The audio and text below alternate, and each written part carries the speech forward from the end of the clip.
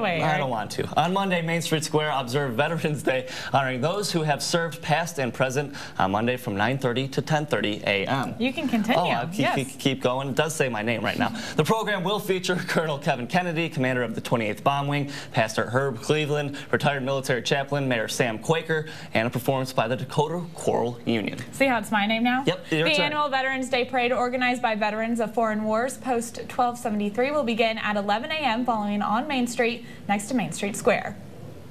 This day at Main Street Square is going to be a day to honor both past and present military veterans to come down to Main Street Square and enjoy the Veterans Day Parade by the VFW at 11 a.m. I think that we have opportunity to be closer to many veterans here in Rapid City because of the base, and so it's an honor for Main Street Square to pay tribute to those veterans that have both served and those who are currently serving, and offer an event here for the community to connect with the base and showcase our appreciation for all of our military.